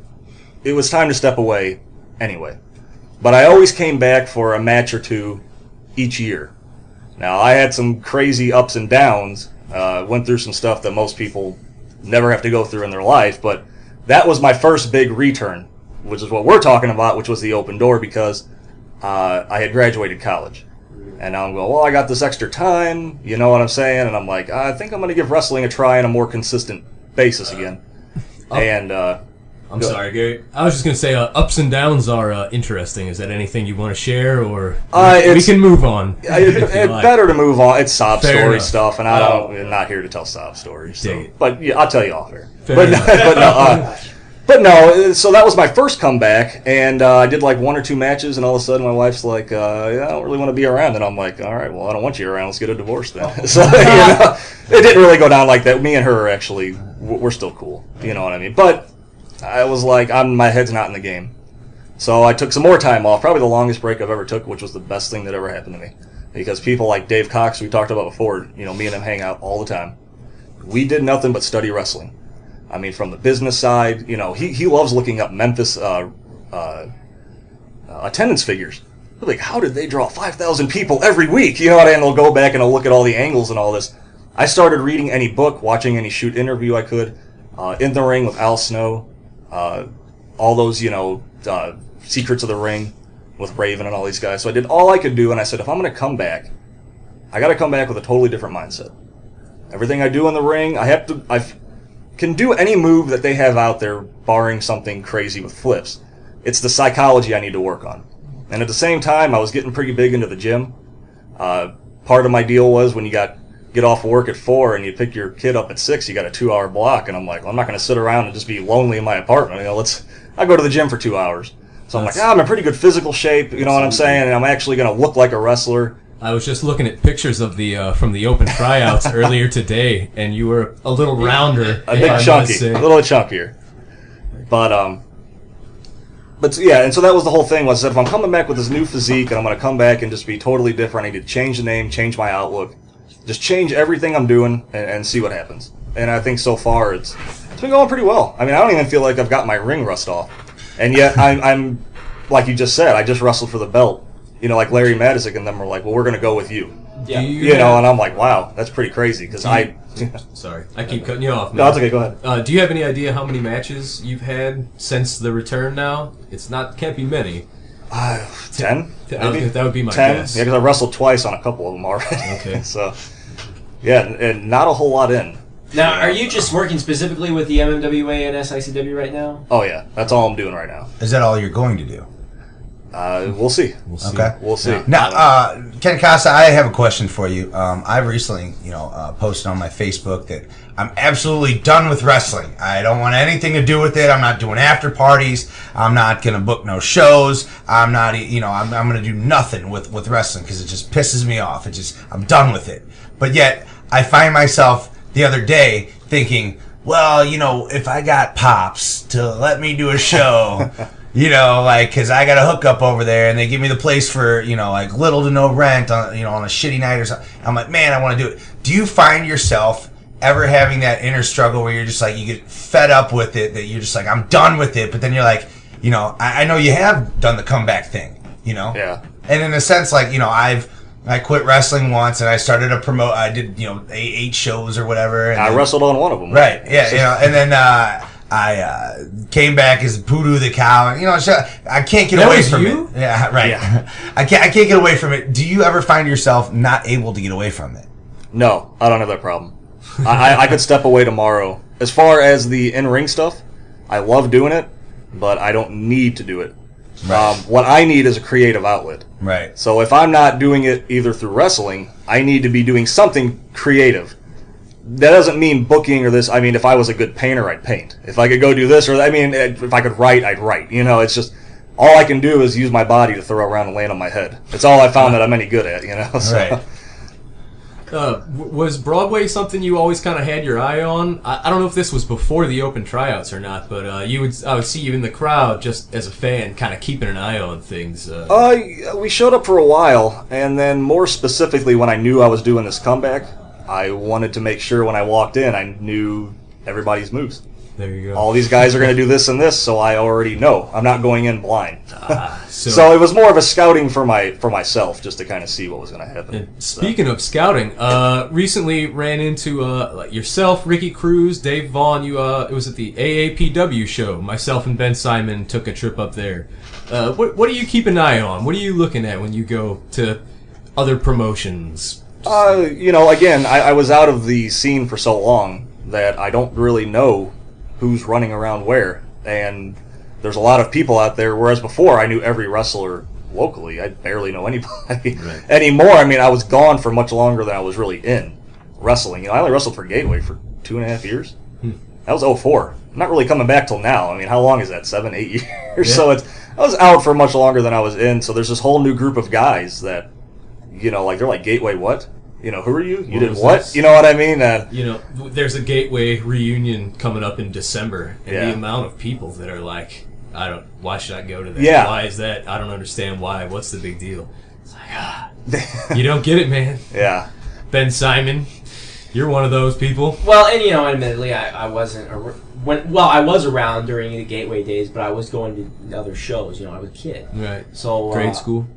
No, I'm kidding. I know. All right, so we don't have too much time left before we have to get on to the big SummerSlam predictions. But Ken Kasa, what's next for you? And is there anything you want to throw out there and give some attention to?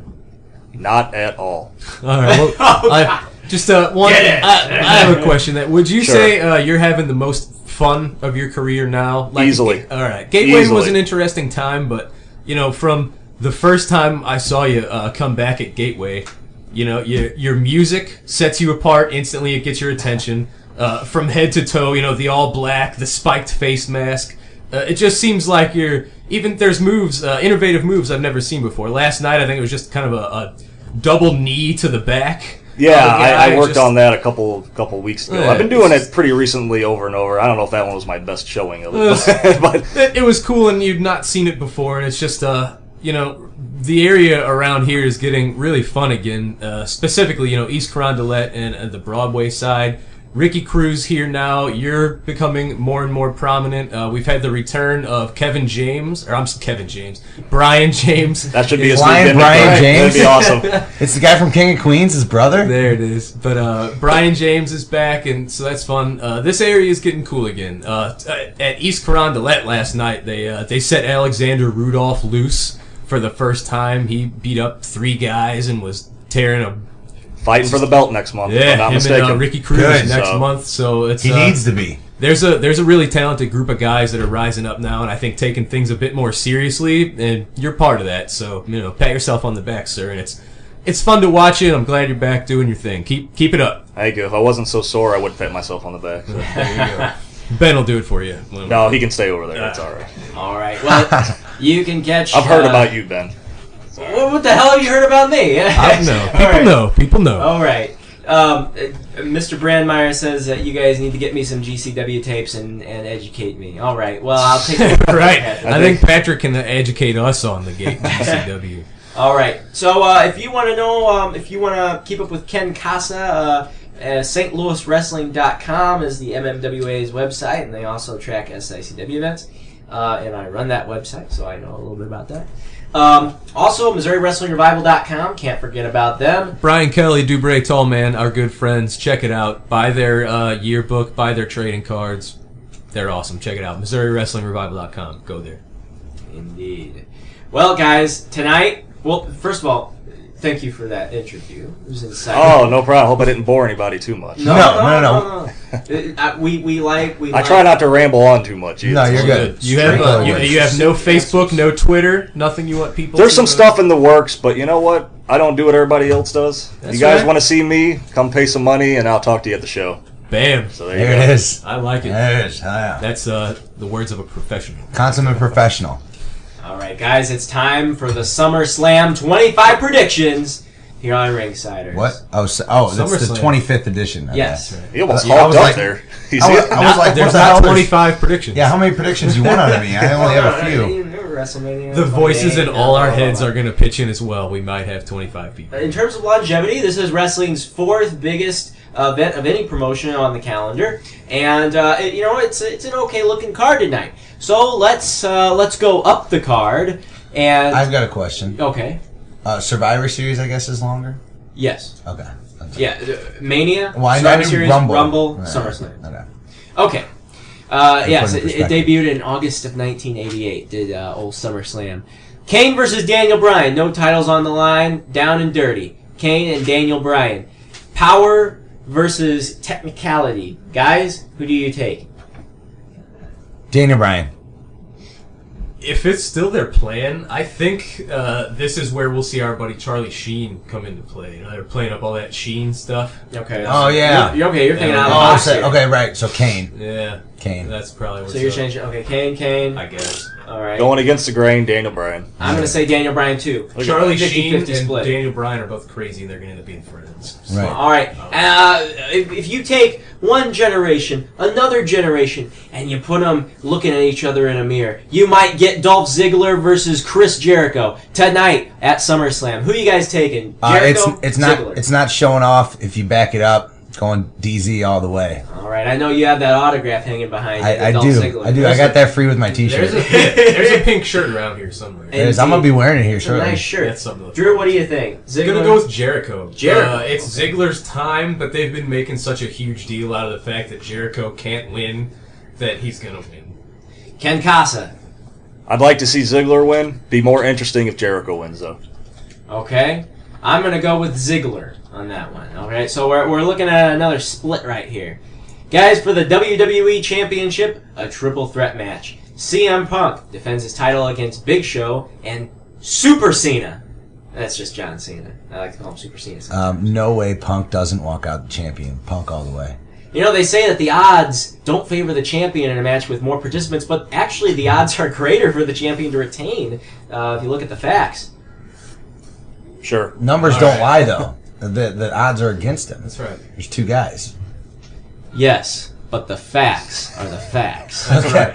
Ted Bradley beat me. The facts of life. The facts of life. Okay. All right, in this three-way, what do you guys have? Brian Show Cena. I'm sorry, Punk Show Cena. I hope Punk wins this. I've got a weird feeling that they're going to switch it over to Cena. No. They got this Rock stuff coming up at Royal Rumble, and I think they might want that. It I don't want depends. that. It depends if they're going to hotshot the Rock Cena to Rumble and then do Punk Rock at Mania. But if they're going to keep the original idea, which I guess is Cena or Punk versus Rock at Royal Rumble, it makes sense for Punk just to keep winning. I would prefer all the way that. until. That's an impressive title run, which is getting more impressive by the day. It's like, do you know what in the order? What it is? It's like the 14th longest. I think or it's the something 14th like that? right now. Do you know who wins in that three-way match? The fans. I'm going to say The CM Punk. fans. So political. The fans. That's a nice political answer. The fans win on this one. All right, Titus O'Neil and Darren Young, the primetime players, are they going to win the world titles tonight for Kofi Kingston and R-Truth? I just want to know who's going to be fired next by associating themselves with Right. them. There's already been two people. Who else? Oh, who A-Dub, was it? man. A-Dub? No, there was somebody else that Yeah, was. who Oh, else? Goldust. Because he let them do that neck breaker on Yoshitatsu, and he got fired too. Oh, they're like the Ted McGinley of wrestling. Ted McGinley From Married with Children? Yeah, everybody Yeah. gets canceled when he works there. Oh, is that right? That's all the shows that he joins get canceled shortly after. No shit. All right, guys, we're gonna move past that one here. New tag champs. New tag champs. I'm in It's it. time. And I'm I'm in sad it. A-Dub's Prime gone. time. All right, Prime time. Sheamus Del Rio. No one cares who's gonna win. Millions of dollars. Sheamus. Del Rio? Millions of dollars. He's the one with millions of dollars. No, that's prime time. I know, but we move Sheamus. on to the next subject. Sheamus. Sheamus, all around, yeah? Yeah. Okay, cool. And finally, the one everyone's looking forward to. Nothing really on the line but pride. I think there's a U.S. title match. It already happened. Oh, That's the pre-show. Yeah, I don't know. Oh, I don't know. It was Morella and Antonio Cesaro. Yeah. Okay, All right. Patrick said, yeah, the U.S. title match happened. Triple Who H won? versus New champ. Brock Lesnar. Patrick, did we have a new U.S. champ? Get on it. No, we don't. Come on. They need to. It could happen. What's All right. Santino doing with it? Moving on. Brock? H. Lesnar. It's 7:01. Who cares? Brock We and started Triple H? I'm going Triple H. All No, right. Brock Lesnar needs a win. Brock, He needs the win. Brock Lesnar needs a win. Doesn't mean he's gonna win. He's going to win, in my prediction. All right, I say Lesnar. I like it. Lesnar. All right, Lesnar all around round. Okay, guys, good show today. Absolutely. Okay, I sobered up. it's now time It's that bread. for SummerSlam. So everyone enjoy. We'll be right back here with you next Sunday from 5 to 7 p.m. on PartyAnimalRadio.com. We look forward to seeing you then. Until then, it's Ben Simon the Grandmaster, Mikey G the Ringmaster, Drew Abs, and our special guest co-host. Thank you very much, Ironman Ken Kasa. Good luck in your future travels in wrestling. We'll see you next week, guys. Peace. Ain't ever gonna let us back in. Well, we blew out the lights, we kicked the windows in, and when the law showed up, said they're gonna take us in. They're all scared of my music. You are now released into the world. Until next Sunday, fight fans. We'll see you around the ring on Ringsiders, 5 to 7 p.m. on www.partyanimalradio.com. For the Grandmaster Ben Simon, Drew Abs, Mikey G, and the cast and crew, thank you. Better find you a basement. It's the worst storm you ever seen. And suck it.